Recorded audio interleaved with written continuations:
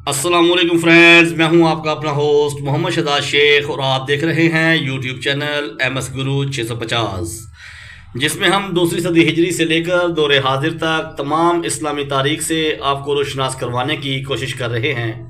چلتے ہیں آج کے نئے سلسلہ کی جانب۔ مصر کے ضعف کو مسلمان اور عیسائی دونوں دیکھ آئے تھے اور جان چکے تھے کہ اس ملک میں اپنی آزاد حیثیت کو برقرار رکھنے کی سکت نہیں رہی۔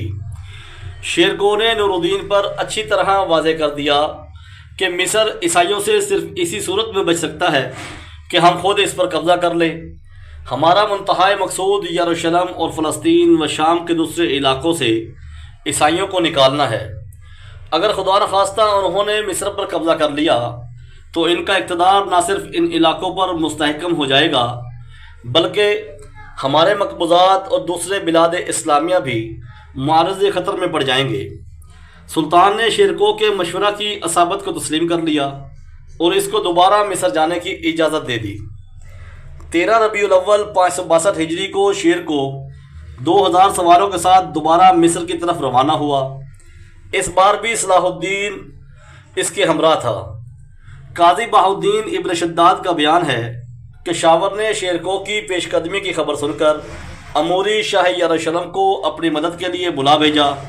اموری ایک جرار لشکر لے کر شیرکو کے پہنچنے سے پہلے ہی مصر میں داخل ہو گیا اور مصری فوج کے ساتھ مل کر شیرکو کی مزاحمت کی تیاری کرنے لگا۔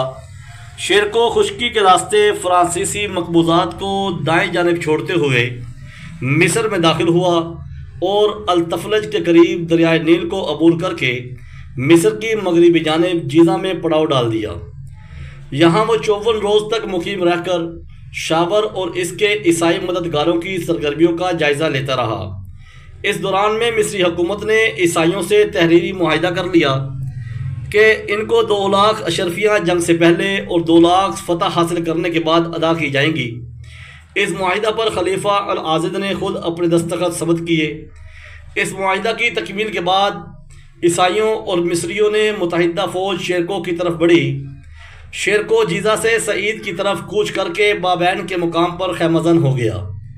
یہاں اس کو اپنے جاسوسوں کے ذریعے معلوم ہوا کہ دشمن کے پاس بے شمار فوج اور سامان جنگ ہے۔ شیرکو بڑا شجاع اور بلند حوصلہ آدمی تھا۔ وہ خود تو دشمن کے لاؤ لشکر سے ہراساں نہ ہوا، البتہ یہ فکر اسے ضرور ہوئی کہ کہیں اس کی قلیل اور غریب الدیار جمعیت کے دل نہ چھوٹ جائے۔ چنانچہ اس نے تمام سرداران فوج کو بلا کر صحیح صورتحال ان کے سامنے رکھ دی اور آئندہ کے لاہ عمل کے بارے میں مشورہ طلب کیا۔ پیشتر امیروں نے یہ رائے ظاہر کی کہ اس اجنبی ملک میں اگر خدا نخواستہ ہم شکست کھا گئے تو ہمارے لیے کوئی جائے پناہ نہ ہوگی۔ یہاں کے عوام، خواص، لشکری اور کسان سب ہمارے خون کے پیاسے ہیں، وہ چن چن کر ہم کو قتل کر ڈالیں گے۔ پھر 2000 سواروں کے ساتھ 25,000 فوج کا مقابلہ کرنا یوں بھی دانائی سے بعید ہے۔ ہمارے لیے فی الحال بہتر یہی ہے کہ دریائے نیل کو مشرقی جانب سے عبور کر کے واپس شام کو چلے جائیں۔ لیکن ایک شیر دل فوجی سردار شرف الدین برگش تلوار زمین پر رکھ کر کھڑا ہو گیا اور اس نے للکار کر کہا، دوستو، دشمن کی کثرت کے خوف سے پیچھے ہٹ کر وطن کو بھاگ جانا صریحاً بزدلی اور نمک حرامی ہے۔ میری سمجھ میں نہیں آتا کہ جو شخص موت یا قید سے ڈرتا ہے وہ فوج میں کیوں شامل ہوتا ہے۔ اس کو چاہیے کہ مخنثوں میں شامل ہو جائے یا عورتوں کے ساتھ گھر میں بیٹھا رہے۔ خدا کی قسم، اگر ہم یہاں سے بغیر جنگ کیے واپس گئے تو خدا کی ناراضی کے علاوہ الملک العادل نور الدین محمود کے غضب کا نشانہ بھی بن جائیں گے۔ وہ ہماری تنخواہیں بند کر دے گا اور جاگیریں ضبط کر لے گا۔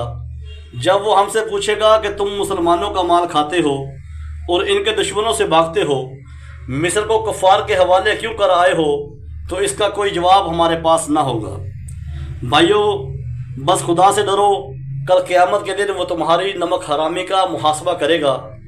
برگش کی مجاہدانہ للکار نے تمام فوجی سرداروں کے ضمیر کو جھنجھوڑ کر رکھ دیا، اور پھر جب صلاح الدین ایوبی نے بھی اٹھ کر پرزور الفاظ میں اس کی تائید کی تو سب لوگ جنگ کرنے پر متفق ہو گئے۔ شیرکو بھی دل سے یہی چاہتا تھا۔ اس نے دوسرے دن اپنی قوت کو اس طرح مرتب کیا کہ سابقہ دستور کے خلاف کلب میں اپنی جگہ صلاح الدین ایوبی کو مقرر کیا اور خود چند ازمودہ کار بہادروں کو لے کر میمنہ سنبھال لیا۔ مصرع کی قیادت اس نے شرف الدین برگش کے سپرد کی اور اس کے ساتھ ہی اس نے صلاح الدین کو ہدایت کی کہ دشمن جب کلب پر دباؤ ڈالے تو تم نے منظم پسپائی اختیار کر لینا ہے اور دشمن کو اپنے تعاقب میں آگے بڑھنے کا موقع دینا ہے۔ اس کے بعد میں اور شرف الدین برگش اس سے نبٹ لیں گے۔ شیرکوہ کی یہ دور اندیشانہ جنگی چال بڑی کارگر ثابت ہوئی۔ جنگ کا آغاز ہوتے ہی عیسائیوں نے کلب لشکر پر زبردست حملہ کر دیا۔ ان کا خیال تھا کہ سپہ سالار شیرکوہ کلب کی قیادت کر رہا ہے اور اس کو مغلوب کر کے جنگ آسانی سے جیت لی جائے گی۔ صلاح الدین شیرکوہ کی ہدایت کے مطابق آہستہ آہستہ پیچھے ہٹنے لگا۔ جب عیسائی اور مصری فوجیں اس کا تعاقب کرتے ہوئے شیرکوہ کی زد میں آئی تو اس نے شرف الدین برگش کو ساکا کی حفاظت کے لیے پیچھے بھیج دیا اور خود اپنے تجربہ کار ساتھیوں کے ہمراہ دشمن پر ٹوٹ پڑا۔ اس طوفانی حملہ میں ہزاروں عیسائی اور مصری سپاہی قتل ہو گئے۔ اس اثنا میں دشمن کی فوج کا بڑا حصہ بھی آگے بڑھایا۔ اس وقت صلاح الدین نے اپنے جانبازوں کو جمع کر کے اس زور کا حملہ کیا کہ دشمن کے حواس پراگندہ ہو گئے اور وہ بھاگ کھڑا ہوا۔ شیرکوہ کی اس عظیم فتح پر مورخین انگیشت بدنداں ہیں کہ کس طرح اس نے صرف 2000 سواروں کے ساتھ عیسائیوں اور مصریوں کی محیط فوجی قوت کو چند گھنٹوں کے اندر اندر ملیا میٹ کر دیا۔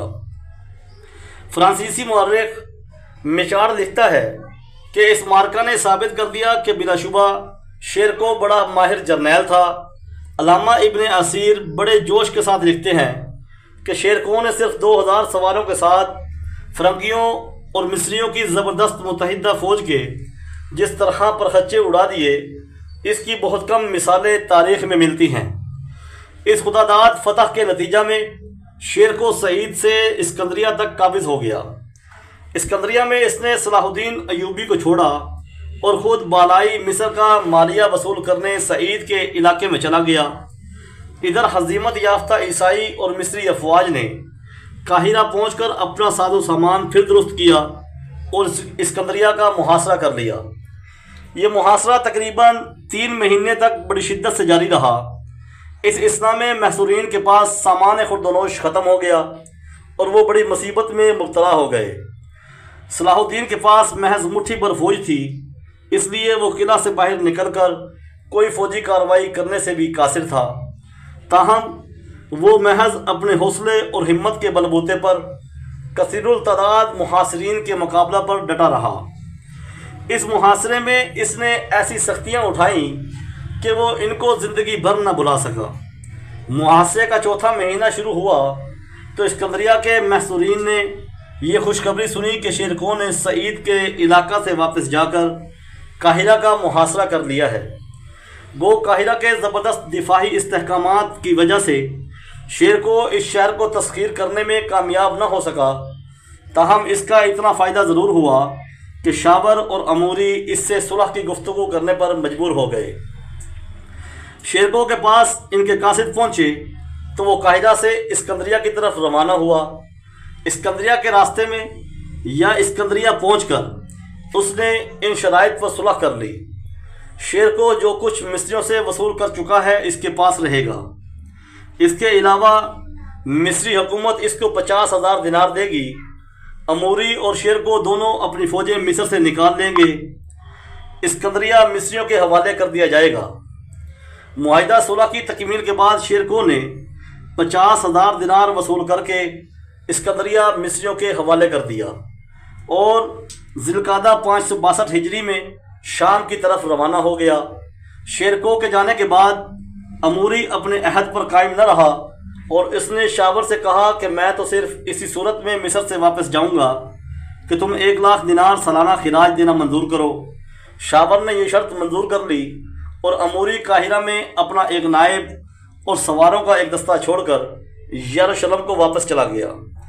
عرب مورخین کا بیان ہے کہ شاور نے اپنے اور اموری کے مابین جو معاہدہ طے پایا اس کو بالکل خفیہ رکھا تھا، یہاں تک کہ خلیفہ العاضد کو بھی اس کی متعلق اطلاع نہ دی گئی تھی۔ مصر کی دوسری مہم کا ان واقعات پر خاتمہ ہو گیا۔ مجموعی نتائج کے اعتبار سے یہ مہم خاصی مایوس کن ثابت ہوئی، کیونکہ مصر پر صلیبی خطرے کی تلوار بدستور لٹکتی رہی۔ البتہ شیر کو اور صلاح الدین کو اس مہم میں بڑے کارآمد تجربے حاصل ہوئے۔ وہ شاور کی دسیسہ کاریوں اور صلیبیوں کے گھناؤنے عزائم سے بخوبی آگاہ ہو گئے، اور ان کو یہ پتہ بھی چل گیا کہ مصر کو سیاسی ابتری اور دشمنان ملت کی دسترس سے بچانے کے لیے کس قدر قوت درکار ہے۔ والسلام۔